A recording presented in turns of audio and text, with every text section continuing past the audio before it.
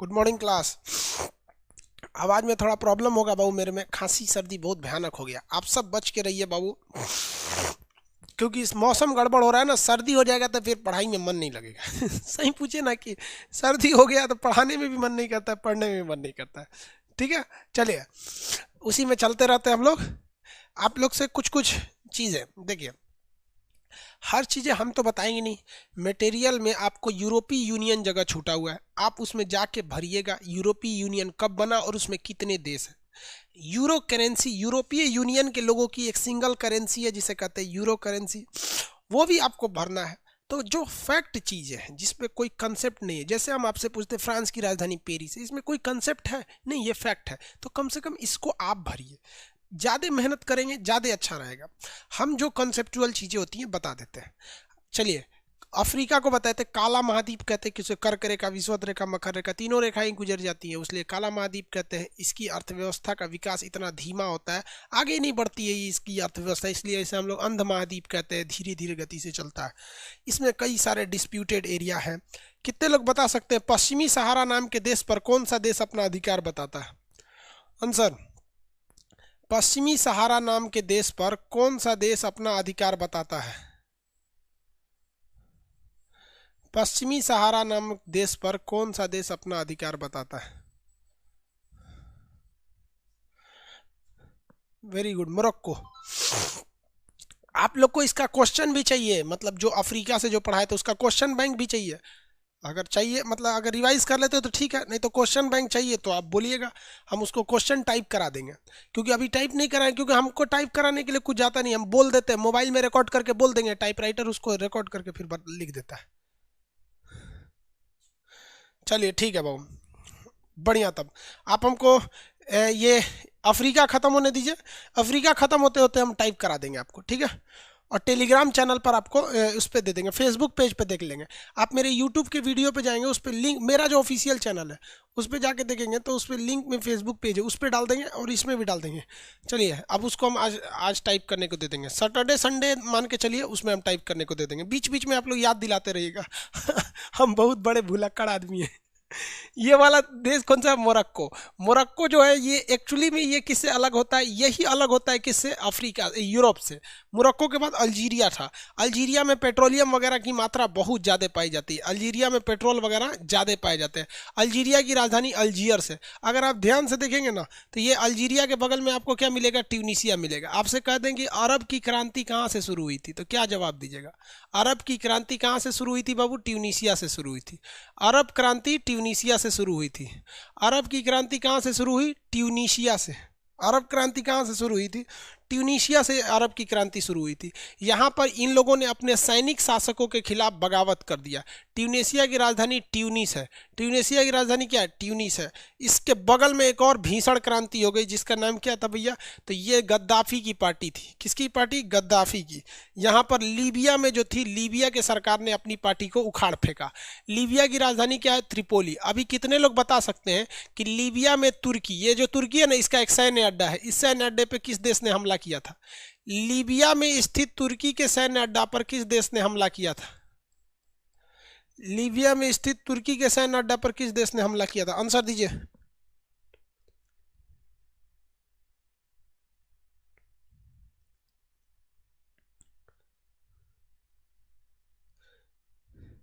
एक कह रहे हैं कि सर आपने बताया नहीं कि अमेरिका के किस षड्यंत्र के कारण यूएसएसआर टूटा। बाबू हम आपको मैप के क्लास में पूरी हिस्ट्री कैसे पढ़ा सकते हैं? आप जरा खुद सोचिए। आप पॉलिटी का क्लास के स्टूडेंट हैं, हम आपसे उम्मीद करते हैं आप स्टूडेंट होंगे। उसमें जब हम आपको पढ़ाएंगे इंटरनेशनल रिलेशन तो आपको ज़्यादा समझ में आएगा वहाँ पर, क्योंकि मेन मेरा तो टॉपिक मैप के क्लास में मैप ही पढ़ाना है, न कि हिस्ट्री पढ़ाना है। रिलेट कर देते हैं कि इससे ये था, लेकिन वहाँ पढ़ाएंगे। और जो यूट्यूब पर हम डेली आपको इंटरनेशनल रिलेशन देते हैं, आपको हम कहते हैं आप डेली उसको बने रहिएगा, उसके साथ उसको आप अलग से एक नोट्स बना लीजिएगा। जितना यूट्यूब पर बताते हैं उसका अलग से नोट्स बना लीजिएगा। आप उस दिन बता रहे हैं ना, जिस दिन आप यूपीएससी या अपने पीसीएस के एग्जाम में आप मेंस लिखने बैठिएगा, उस दिन हम आपको बताते हैं ना, उस दिन आपको ये चैनल बहुत याद आएगा कि ये चैनल था जिसने हमें इतनी ज़्यादा जानकारी दिया। चाहे वो इंटरव्यू हो या कहीं पे भी हो, तो कोई बहुत से लोग यूट्यूब देखते हैं ऐसे, नहीं कॉपी किताब लेके बैठिए, एक अलग से कॉपी बनाइए यूट्यूब के लिए। हमारे आप यूट्यूब पे देखेंगे कभी कोई फालतू बात उत नहीं करते हैं। ये समझ में आ गया। इस पर हमला किसने किया था? फ्रांस ने। वेरी गुड, फ्रांस ने हमला किया था।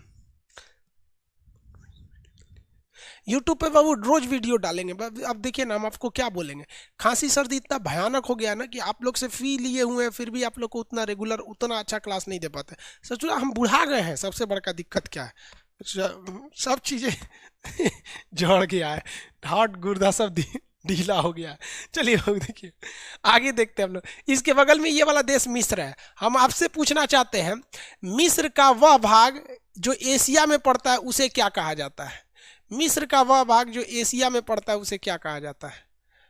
आंसर दीजिए फटाफट। मिस्र का वह भाग जो एशिया में पड़ता है उसे क्या कहते हैं? Sinai. Very good, Sinai. Sinai पर किस देश ने हमला करके जीत लिया था? सिनाई को किस देश ने हमला करके जीत लिया था? सिनाई को किस देश ने हमला करके जीत लिया था? सिनाई को जीतने वाला देश इजराइल। वेरी गुड, इजराइल था। और इजराइल एक ही शर्त पर सिनाई वापस किया करके दिया था। इजराइल ने एक ही शर्त पर वापस दिया था और ये कह के वापस दिया कि तुम मान्यता दो कि हम इजराइल एक देश हैं और तुम मेरे लिए खड़े रहोगे। तो इजराइल को मान्यता देने वाला पहला देश बन गया था मिस्र। इजराइल को मान्यता देने वाला पहला देश कौन बन गया? मिस्र। मिस्र में सबसे प्रमुख नदी का नाम नील नदी, और इस नील नदी पर बता सकते हैं कौन सा बांध है? नील नदी पर स्थित बांध का नाम बताइए। नील नदी पर स्थित बांध का नाम? हाँ, बारबरी स्टेट पढ़ाएंगे बाबू, अभी बता देंगे। वेरी गुड, बहुत अच्छा, आप मटेरियल पढ़ते हैं, ये हमको बहुत खुशी हुई।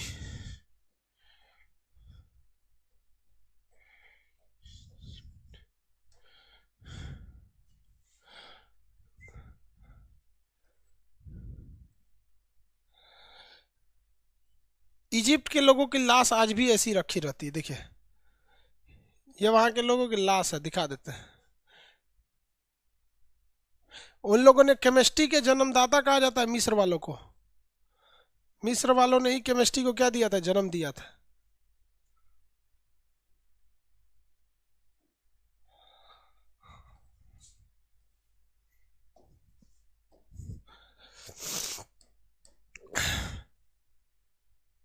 आसवन बांध। वेरी गुड, बांध का नाम क्या था? आसवन बांध।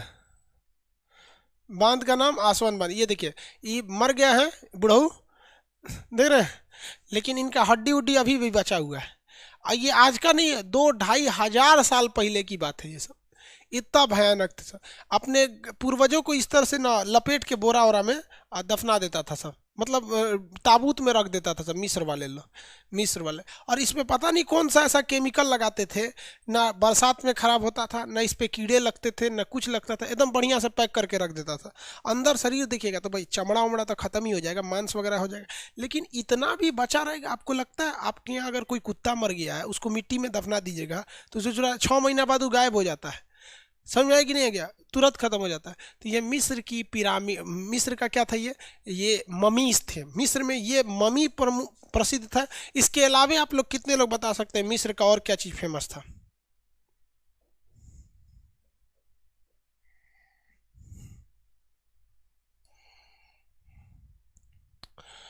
और कितने लोग बता सकते हैं? पिरामिड फेमस था मिस्र के, पिरामिड्स वगैरह फेमस थे सर। ये वहाँ के देवताओं वगैरह के लिए बनाए जाते थे पिरामिड्स वगैरह। सबसे बड़ा प्रॉब्लम पिरामिड को देख के आपको क्या लगता है? कुछ डिजाइनिंग खास नहीं होती थी पिरामिड की।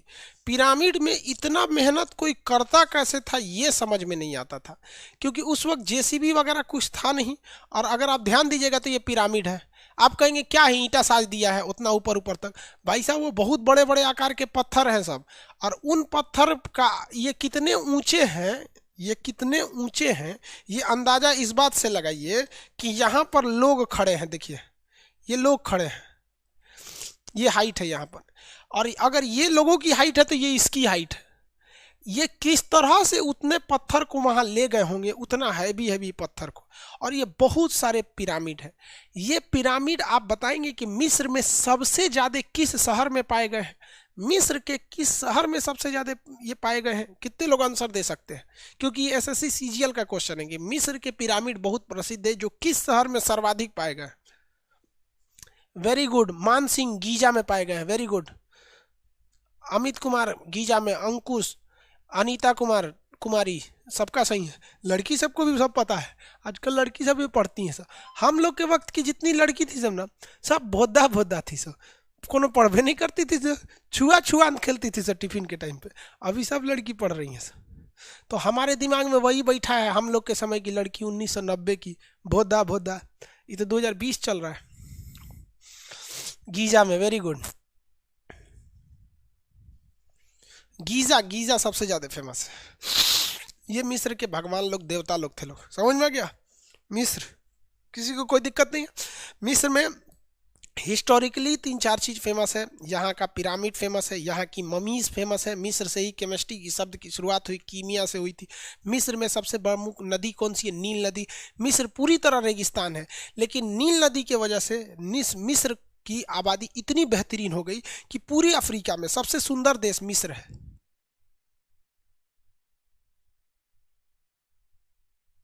पूरे अफ्रीका में बहुत डेवलप देश में आता है मिस्र, बहुत ही डेवलप है मिस्र। इसीलिए कहा जाता है कि मिस्र में अगर नील नदी नहीं होती तो केवल यहाँ पे रेगिस्तान होता। तो मिस्र को कहा जाता है नील नदी की देन है। लोग कहते हैं ना कि हमारी देन है तो तुम यहाँ पहुंचे, तो मतलब नील नदी की देन है। तो नील नदी की देन किसे कहते हैं? मिस्र को। नील नदी की देन किसे कहा जाता है? मिस्र को कहा जाता है। आगे बढ़े। मिस्र की लड़कियां बहुत सुंदर होती हैं, लेकिन शादी से पहले उसके वो ड्राम हो जाती हैं इतना में, मतलब एक कैमरा से उनका पूरे बॉडी की रिकॉर्डिंग नहीं होगा, मतलब इतना में होती है सर, या ऐसे चल जाता नहीं, ट्रैक्टर टाइप की हो जाती है सर मिस्र में। आगे बढ़े। वो वहाँ का फैशन है। मिस्र मिल गया, बताइए तो मिस्र के पास ये नहर का नाम बता दीजिए। मिस्र के सिनाई को उसके मुख्य भूमि से अलग करने वाली नहर का नाम, अलग करने वाली नहर का नाम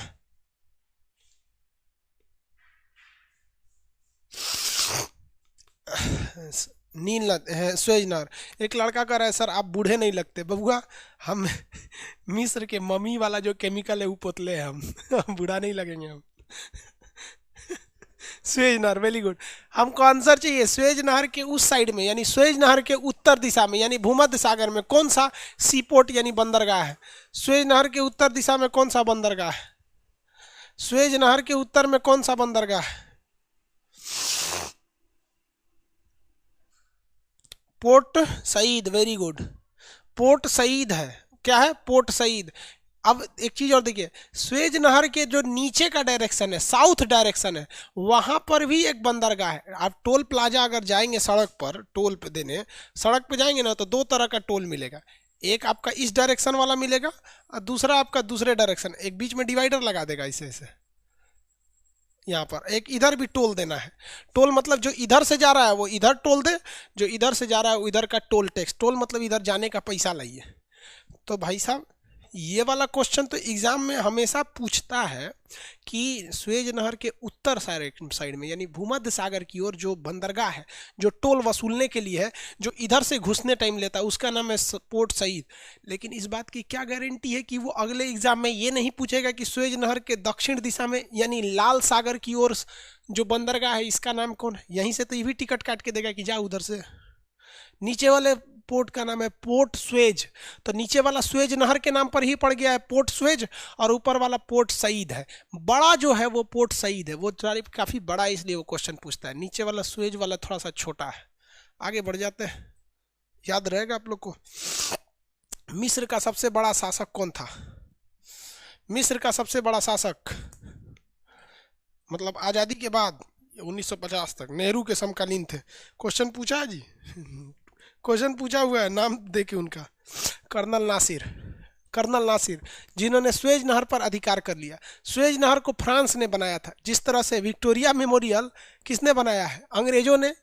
इंडिया गेट किसने बनाया है? अंग्रेजों ने। संसद भवन अंग्रेजों ने। हम लोग भगा के अपना कब्जा कर लिए ना कि भाई हमारा देश है, भागो यहाँ से। उसी तरह यहाँ किसने बनाया था? फ्रांस ने बनाया था। कर्नल नासिर आया, मार और के ध्वस्त कर दिया, भागो यहाँ से, हमारा यहाँ से पैसा हम लेंगे।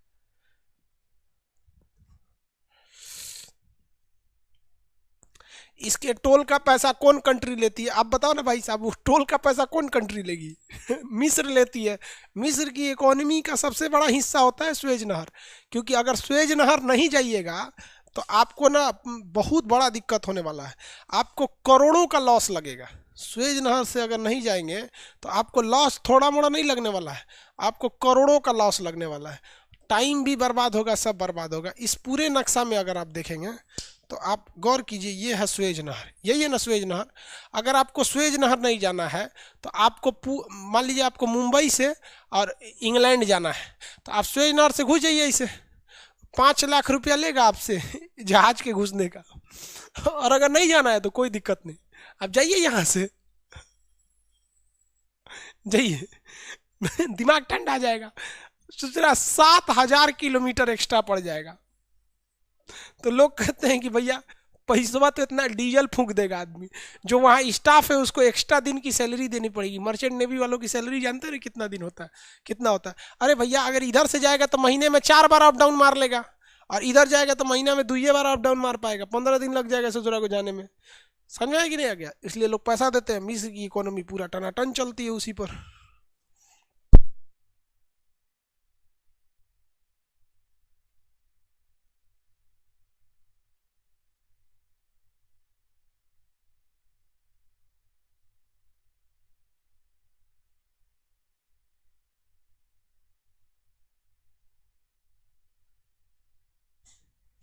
बरखोयान सबसे ठंडा जगह, बरखोयान सबसे ठंडा जगह हाँ बताए थे। चलिए आप समझते हैं।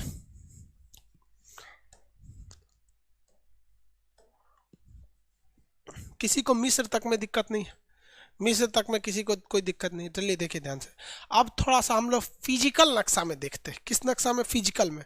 तो फिजिकल नक्शा में अगर आप देखेंगे मिस्र को, तो आपको फिजिकल नक्शा, सब लोग फटाफट अपने फिजिकल नक्शा खोलिए, फिजिकल नक्शा खोलिए मिस्र का जगह। हम भी नक्शा, कहीं नक्शा रखा हुआ है जिधर, ये रहा नक्शा।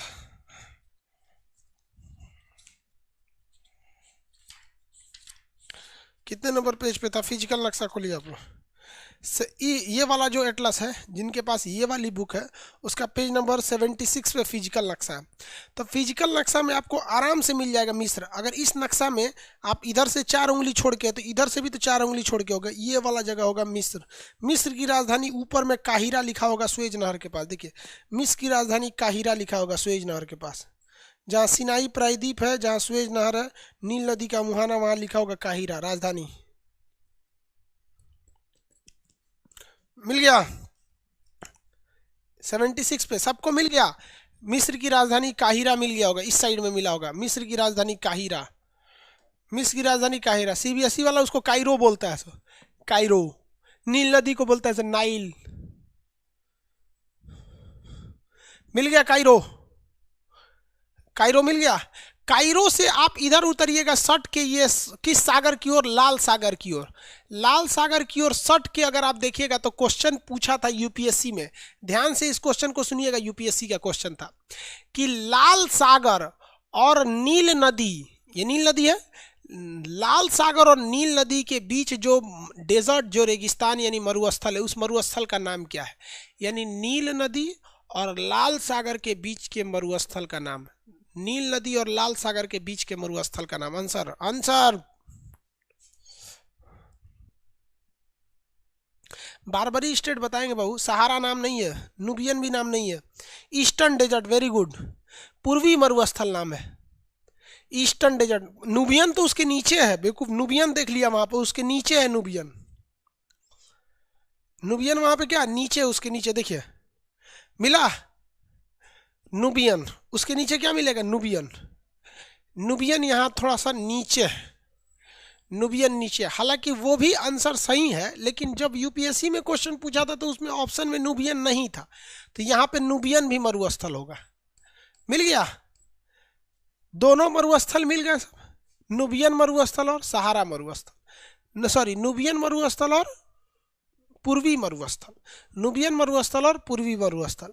इन दोनों के बीच में आपको आसवन बांध मिलेगा, इस तरह से बना दिया होगा, नील नदी को ऐसे काट के आसवन बांध बनाया होगा, आसवन बांध मिल गया।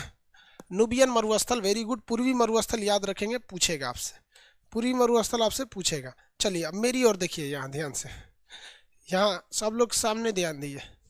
सहारा मरु, ये देखिए सहारा कर अफ्रीका मरुस्थल का ये वाला भाग जो ठीक स्पेन के पास है, यहाँ आपको एक पहाड़ मिलेगा जिसका नाम है एटलस पर्वत। यहाँ आपको पहाड़ मिलेगा एटलस पर्वत, फटाफट देखिए तो यहाँ पे पहाड़ मिलेगा एटलस पर्वत। फिजिकल नक्शा में आपको मिलेगा एटलस पर्वत, देखिए यहाँ दिखा देते, स्पेन के जस्ट नीचे मिलेगा, ऊपर में स्पेन, ये रहा एटलस पर्वत। ब्राउन कलर का है, भूरे कलर से जो लिखा रहता है उसे क्या कहा जाता है? पर्वत कहा जाता है। एटलस पर्वत मिल गया, यस कहिए, मिल गया। आप घर से पढ़ के आना चाहिए ना, आप लोग को नहीं मिल रहा है, एक बार खोज के तो आए कि अफ्रीका में, अब जो देश पढ़ा दिए आपको पता है, जहाँ तक पढ़ाते हैं उसके नीचे का 8-10 कंट्री डेली पढ़ाते हैं, तो देख के आएंगे नहीं। एटलस पर्वत मिल गया।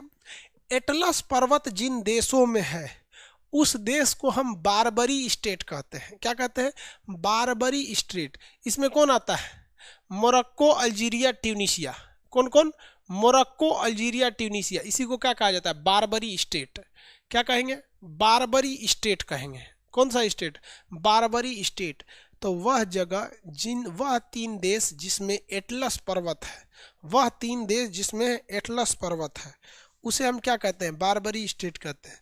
वह 3 देश जिसमें एटलस पर्वत है उसे क्या कहते हैं? बारबरी स्टेट। कौन सा स्टेट? बारबरी स्टेट। समझ आ गया? कौन सा स्टेट कहेंगे? बारबरी स्टेट। एगो पूछ रहा था बारबरी स्टेट। चलिए मिल गया एटलस पर्वत, किसी को दिक्कत नहीं है।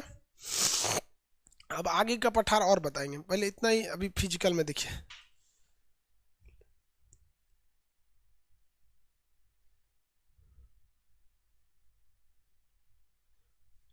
किसी को कोई दिक्कत नहीं? ये वाला स्टेट का नाम बताइए तो। बारबरी स्टेट कहा जाता है। चलिए अब यहाँ हम आपको देखते हैं पॉलिटिकल नक्शा में, वापस आ जाइए, आ जाइए आप वापस पॉलिटिकल नक्शा में। आ गए आप? मिस्र तक देख लिए, कहाँ तक देख लिए हैं? मिस्र तक। मिस्र के नीचे सूडान मिलेगा, आप फटाफट देख लीजिए, मिस्र के नीचे क्या मिलेगा? सूडान। मिस्र के नीचे कौन सा देश मिलेगा? सूडान। मिस्र के नीचे क्या मिल गया? सूडान। मिला सूडान। मिस्र के नीचे वाला देश कौन सा है? सूडान। सूडान की राजधानी क्या है? खार्तूम। सूडान की राजधानी बताइए। खार्तूम। सूडान की राजधानी खार्तूम। सूडान के नीचे एक दक्षिणी सूडान है, सूडान के नीचे दक्षिणी सूडान मिलेगा आपको, देखिए ध्यान से, सूडान के नीचे दक्षिणी सूडान मिल गया।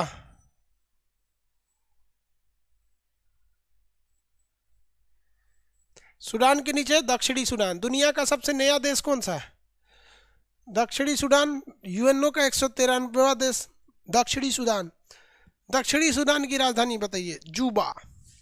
दक्षिणी सूडान की राजधानी जूबा। दक्षिणी सूडान की राजधानी जूबा। दक्षिणी सूडान की राजधानी जूबा।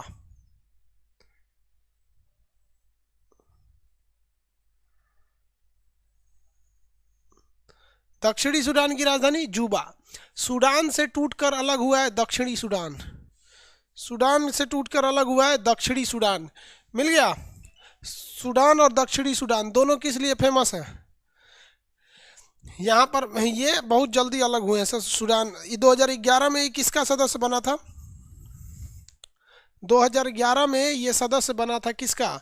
यूएनओ का। यूएनओ का 193वां सदस्य है।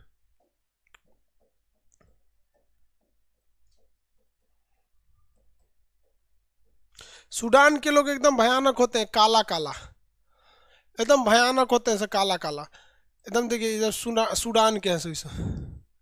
सूडान की जो महिलाएं होती हैं ना, 1 कुंटल की होती हैं सर। देखिए सूडान का आदमी है,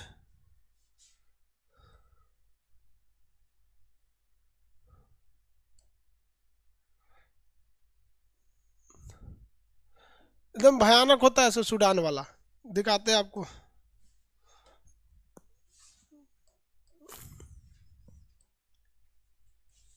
देखिए ये सूडान एकदम मंगरैला की टाइप का होता है सर। इतना भयानक भयानक होता है। सूडान में पतली लड़कियों को बदसूरत बोला जाता है। वहाँ जितना लड़की मोट रहेगी उतने डिमांड ज़्यादा रहेगा। सूडान वाला यहाँ देख रहे हैं, इसको तो अगुआ देख के भाग जाएगा। इसको, इस पे काला रंग चलेगा कि नहीं चलेगा, देखिए ना, काला रंग इस पे पता ही नहीं चल रहा है उतना खास। हाँ? ये सूडान है, खतरनाक कंट्री। तो यहाँ पे ये सूडान, अभी सूडान और दक्षिणी सूडान को लेकर एक विवाद चल रहा है।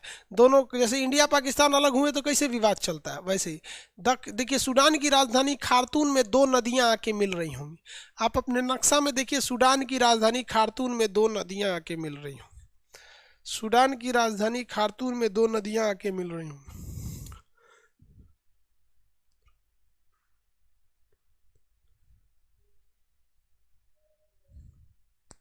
ऐसा क्यों होता है? क्योंकि सूडान विषुवत रेखा के करीब है। जो जो देश विषुवत रेखा के करीब होंगे वो बहुत खतरनाक दिखते हैं, काले काले।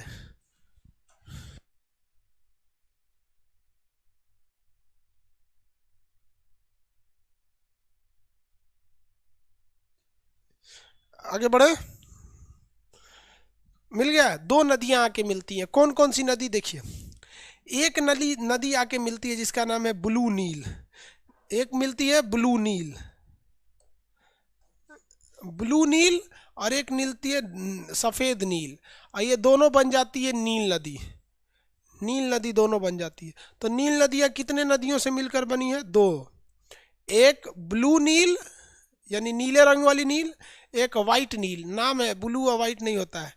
दोनों आपस में मिलती है खार्तून, उसके बाद क्या होती है? नील नदी। मिस्र में इसका नाम क्या, कौन सा बांध है? आसवन बांध। और जाके कहाँ गिरती है? भूमध्य सागर में। कहाँ जाके गिर जाती है? भूमध्य सागर में जाकर गिर जाती। किसी को कोई दिक्कत नहीं?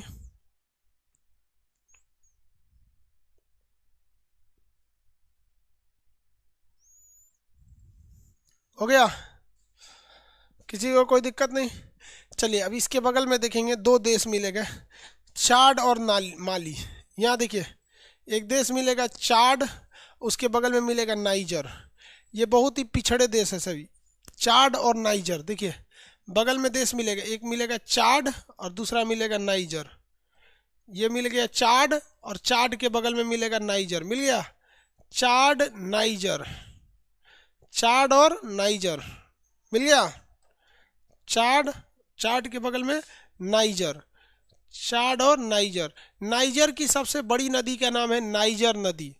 नाइजर में एक नदी बहती है जिस नदी का नाम इसी देश के नाम पर पड़ा है, नाइजर नदी। नाइजर नदी के पास पाम के पेड़ सबसे ज़्यादा होते हैं। सब पाम, पाम आप देखे होंगे, तरकुल टाइप का होता है, जिसे हम लोग क्या कहते हैं? पाम कहते हैं। तरकुल टाइप का रहता है वो। पाम जो होता है तरकुल टाइप का पेड़ होता है, इसी टाइप का होता है। इसे पाम ऑयल के नाम से, खजूर टाइप का होता है, रेगिस्तान में ज़्यादा पाए जाते हैं इसको।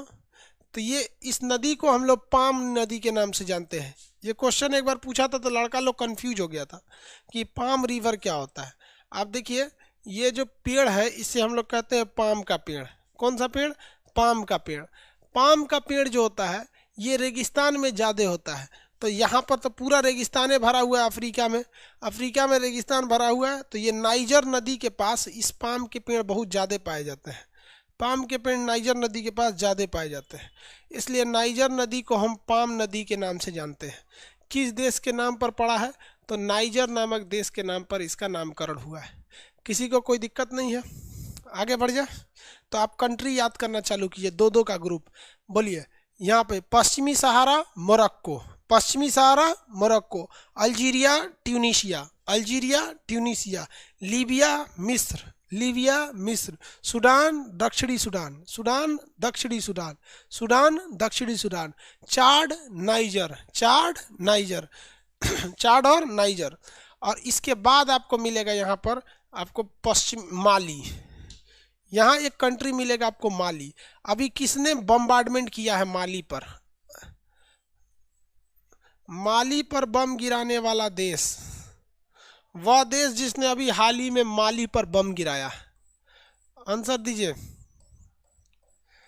माली पर बम्बार्डमेंट करने वाला देश,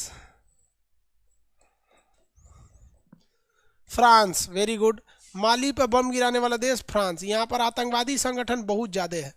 यहाँ के आतंकवादी सबको ना 70 हूर चाहिए। कितनी हूर चाहिए? 70 हूर चाहिए। यहाँ पर आतंकवादी बनेंगे। साले पढ़े लिखेंगे हैं नहीं, आतंकवादी बनेंगे। आगे बढ़े। ये हो गया आपका कौन सा जगह? माली। माली के बगल में मिलेगा मोरिटोनिया। माली के बगल में कौन सा जगह है? मोरिटोनिया है। माली के बगल में मोरिटोनिया। आप इनके ग्रुप को याद रखेंगे दो दो करके, दोनों आतंकवाद पीड़ित देश है। माली, मोरिटोनिया, माली और मोरिटोनिया, माली और मोरिटोनिया, ये दोनों का ग्रुप का नाम क्या है? माली और मोरिटोनिया। माली, मोरिटोनिया, माली और मोरिटोनिया, याद रहेगा माली मोरिटोनिया। चलिए दो दो का ग्रुप बनाइए। पश्चिमी सहारा, मोरक्को, पश्चिमी Sahara, Morocco, Algeria, Tunisia, Algeria और ट्यूनीशिया, लीबिया, मिस्र, लीबिया, मिस्र, लीबिया, मिस्र, लीबिया, मिस्र, सूडान, दक्षिणी सूडान, सूडान, दक्षिणी Sudan, Chad, Niger, Chad, Niger, Chad, niger, मारी, मोरिटोनिया, दोनों एम से है। मारी और मोरिटोनिया, ये 12 देश के नाम आपको याद होने चाहिए। फटाफट बोलते जाइए, फटाफट 12 के नाम, 12 के नाम।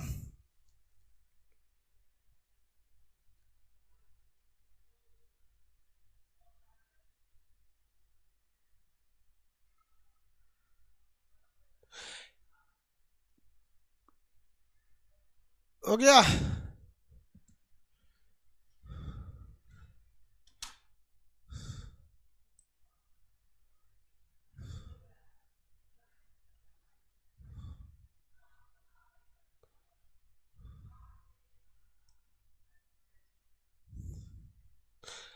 मनोज शर्मा जी पूछ रहे हैं, सर इन देशों की सीमा इतनी सीधी सीधी क्यों है? देखिए अच्छा क्वेश्चन है कि सर इनकी बाउंड्री एकदम सीधा सीधा क्यों है।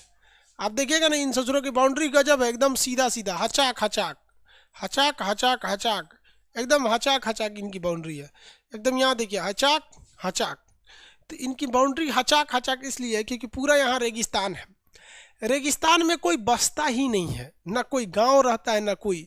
जब इनका बॉर्डर डिस्प्यूट हुआ तो वो सीधा लाइन खींच दिया गया। लेकिन अगर वहाँ गांव बस जाएगा तब तो साला दिक्कत हो जाएगा। गांव ईगो कहेगा कि हम इस देश में रहेंगे, हम उस देश में रहेंगे, तो फिर बाउंड्री घुमाओ, ऐसे ऐसे करो। और जब कोई हाई नहीं है तो सीधा खींच दो इसे। तो यहाँ ज़्यादातर एरिया मरुस्थल है, ज़्यादातर एरिया मरुस्थल है। जितने लोग को ये 12 कंट्री याद हो जाएगी, फटाफट बताएंगे। फिर हम आपको एक सीक्रेट चीज़ बताने वाले हैं इसमें। 12 कंट्री याद हो गई? कौन कौन? दो दो का ग्रुप। माली, मोरिटोनिया, 5 बार बोलिए। माली, मोरिटोनिया, माली, सॉरी माली, मोरिटोनिया नहीं, मोरक्को, पश्चिमी सहारा, मोरक्को, पश्चिमी सहारा, ये पश्चिमी सहारा, मोरक्को, पश्चिमी सहारा, मोरक्को, पश्चिमी सहारा, मोरक्को, याद हो गया? पश्चिमी Sahara, Morocco, Algeria, Tunisia, Algeria, Tunisia, Algeria, Tunisia, Algeria, Tunisia, Algeria, Tunisia, ये हो गया। लीबिया, मिस्र, लीबिया, मिस्र, लीबिया, मिस्र, लीबिया और मिस्र, लीबिया, मिस्र, लीबिया, मिस्र, लीबिया और मिस्र, लीबिया और मिस्र। उसका सूडान, दक्षिणी सूडान, सूडान, दक्षिणी सूडान, सूडान और दक्षिणी सूडान, सूडान, दक्षिणी सूडान, सूडान, दक्षिणी Sudan, Chad, Niger, Chad, Niger, Chad, Niger, Chad और नाइजर, चाड और नाइजर, चाड और नाइजर, माली, मोरिटोनिया, माली, मोरिटोनिया, माली और मोरिटोनिया, माली और मोरिटोनिया। किसी को कोई दिक्कत नहीं? ये देश याद हो गए?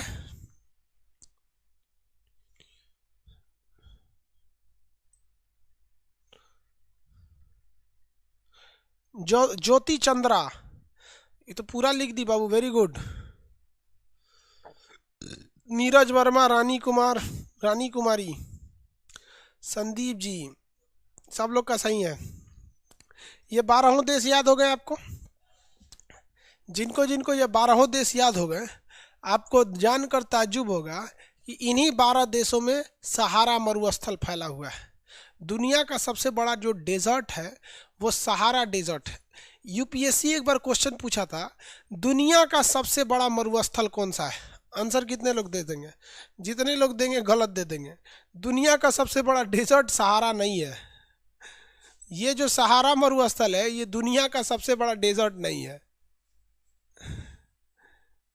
दुनिया का सबसे बड़ा जो डेजर्ट है बाबू, वो है आपका अंटार्कटिका। देखिए इतना बड़ा है ये अंटार्कटिका। दुनिया का सबसे बड़ा डेजर्ट यही है, अंटार्कटिका। पूरा एक कॉन्टिनेंट है इस डेजर्ट के अंदर। सोचिए इतना बड़ा ये डेजर्ट है। दुनिया का सबसे बड़ा डेजर्ट अंटार्कटिका डेजर्ट। लेकिन ये डेजर्ट ठंडा है। डेजर्ट किसे कहते हैं? जहाँ पे कोई पेड़ पौधा नहीं निकल पाता उसे डेजर्ट कहते हैं। तो ये अंटार्कटिका तो बहुत छोटा सा डेजर्ट है। ये सॉरी, सहारा तो छोटा सा डेजर्ट है, इतने में ना है सहारा। अंटार्कटिका देखिए इतना है। तो डेजर्ट दो टाइप के होते हैं, शीत मरुस्थल कोल्ड डेजर्ट जिसमें बर्फ पाए जाते हैं, हॉट डेजर्ट यानी शुष्क मरुस्थल जिसमें बालू पाए जाते हैं। तो शुष्क की कैटेगरी में सहारा एक नंबर पे है। बट आपको क्या लगता है यूपीएससी में ये छोटका क्वेश्चन पूछेगा सबसे बड़ा मरुस्थल सहारा मरुस्थल, मार के चलाएंगे घरे चुपचाप। दुनिया का सबसे बड़ा डेजर्ट अंटार्कटिका है, बट वो कोल्ड डेजर्ट है, वहाँ बर्फ पाया जाता है। इस हिसाब से भारत में दो ठो डेजर्ट है, एक राजस्थान में गर्म मरुस्थल जिसमें बालू है, एक लद्दाख में ठंडा मरुस्थल जहाँ बर्फ जमा रहता है। तो भारत में कितने मरुस्थल? दो। गर्म वाले में थार मरुस्थल राजस्थान में जहाँ बालू, ठंडा में लद्दाख मरुस्थल वो जम्मू कश्मीर में जहाँ बर्फ पाई जाती है। समझ में आ गया? सहारा मरुस्थल के बारे में एक क्वेश्चन पूछा था 2013 एसएससी एलडीसी इवनिंग बैच में कि सहारा मरुस्थल अफ्रीका महाद्वीप के किस डायरेक्शन में है। तो सहारा मरुस्थल आप बताओ तो बाबू अफ्रीका महाद्वीप के किस डायरेक्शन में है? अगर अफ्रीका महाद्वीप कहता है तो आपको केवल और केवल अफ्रीका देखना है। आपको केवल और केवल बाउंड्री किसकी देखनी है? अफ्रीका की बाउंड्री देखनी है, तब आपको आंसर देना है। तो बताइए अफ्रीका महाद्वीप के ये किस डायरेक्शन में है?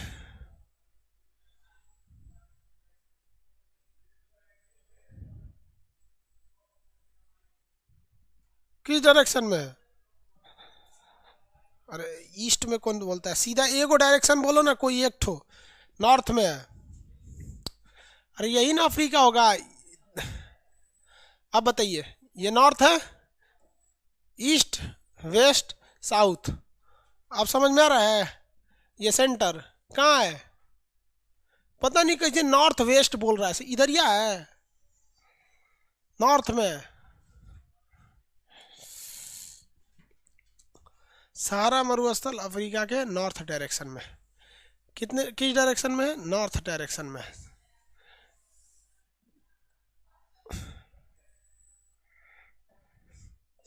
जानते बाबू लड़का यूपीएससी के एग्जाम में फेल हो जाता है, कहता बहुत हार्ड है।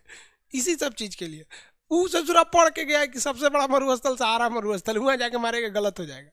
कंसेप्ट से नहीं पढ़ेंगे हर जगह गलत हो जाएंगे। यहाँ समझ में आ गया कि नहीं आ गया? ठीक है। आप में से ऐसा कितने कर्मफोर हैं लोग जो ज्योग्राफी का बैच नहीं पढ़ रहे हैं अभी?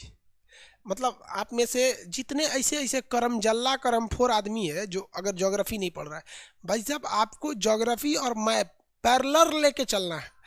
अगर आप ज्योग्राफी नहीं पढ़ रहे हैं तो उस लड़के से मिलिए जो ज्योग्राफी पढ़ रहा है और उससे टॉपिक पूछिए, वो आपको इतना बेहतरीन ढंग से समझाएंगे ना, ग्रहण और ये सब चीज़, पूरा ज्योग्राफी एस्ट्रोनॉमी। तो जो लोग ज्योग्राफी नहीं पढ़ रहे हैं वो कॉपी खोलिए। जितने लोग ज्योग्राफी नहीं पढ़ रहे हैं केवल नक्शा पढ़ रहे हैं, कॉपी खोलिए, फ्रंट पेज, उस पर लिखिए कि मेरा रिजल्ट नहीं होगा। उस पर क्या लिख लीजिएगा मेरा रिजल्ट नहीं होगा। और उसके बाद लिख दीजिएगा, नीचवा लिख दीजिएगा गारंटेड बाई खान सर। खाली नक्शा पढ़ लेगा तो हो जाएगा? नक्शा में आपको हम एप्लीकेशंस बताएंगे कौन सा चीज़ कहाँ है, लेकिन जो चीज़ नक्शा में ही नहीं है वो कहाँ से बताएंगे? ज्वालामुखी अंदर है, आग्नेय चट्टान अंदर है, वो सब अंदर, वो के कहाँ निकाल के बाहरवा दिखाएंगे? इसे नहीं ना याद रहेगा आप लोग को। सहारा मरुस्थल, तो ये चीज़ आपको भर कहना है। कितने लोग नहीं पढ़ रहे हैं? नहीं पढ़ रहे हैं आपका 1 से 2 दिन के अंदर हम रजिस्ट्रेशन ऑफ कर देंगे, क्योंकि पहले ही हम रजिस्ट्रेशन क्लोज किए थे फिर खोले हैं। और जो लोग ज्योग्राफी नहीं पढ़ रहे हो बाबू, आपसे हम हाथ जोड़ के कहते हैं, या तो आप ये भी बैच पढ़ना छोड़ दो या तो फिर उसको भी पढ़ लो। रीजन आप मेरा नाक कटाएंगे, क्योंकि हम चाहते हैं कि मेरा जो वीडियो हो, मेरा एप्लीकेशन हो, मेरा स्टूडेंट हो या मेरा लेक्चर हो, वो ऐसा हो कि सुनने वाला सुनने के बाद कंफ्यूज हो जाएगी, सोच रहा इतना ज़्यादा चीज़ होता है। हमारे स्टूडेंट्स की पहचानें अलग होती है, उनका एक स्टैंडर्ड अलग होता है। तो बाबू या तो इसको भी छोड़ दो या तो फिर उसको भी कर लो, आपके लिए फ़ायदेमंद है, आप उसको जाके देख लो। ठीक है, चलिए आज के लिए इतना ही कहते हैं। बाकी सब जो नहीं पढ़ रहे हो कॉपी के आगे फर्स्ट पेज पे क्या लिखेंगे, मैं पढ़ रहा हूँ किंतु मुझे पता है कि मेरा रिजल्ट नहीं होगा। पढ़ेगा सब भाई नहीं आपको बस हम इतना बता देते हैं इतना समझदार के लिए इशारा काफ़ी होता है। देखो जो मैप है दिस इज 20%, और जो जियोग्राफी है, टोपोग्राफी है, एस्ट्रोनॉमी है, जियोलॉजी है, एस्ट्रोनॉमी तो पढ़ाए हैं अभी, लगभग लगभग कंप्लीट होने को है एस्ट्रोनॉमी, ये है आपका 80%। अब आप बताओ भाई, आप केवल ये पढ़ रहे हो, कहोगे मेरा रिजल्ट होगा, नहीं ना। और अगर कोई लड़का केवल ये पढ़ के कहेगा रिजल्ट होगा तो भी नहीं होगा, क्योंकि ये ईड़ी से चोटी लगा दोगे तुमको तो कितना मिलेगा इसमें, इसमें खूब से खूब मिलेगा तुमको 65%। ऐसा भगवान थोड़े जो पूरा सही करके आएगा, और इसमें 20% थोड़े मिलेगा। हाँ मैप इजी होता है, ज़्यादा मिल जाएगा, तो इसमें 15% मिलेगा, तब ना जोड़ोगा 15%, तब 80% होगा, तब हचाक से रिजल्ट होगा। अब मेरिट में नहीं फेंकाएगा, हचाक से रिजल्ट लेना है। आज कल क्लास करेंगे, समझ में आ गया? आज के लिए इतना ही।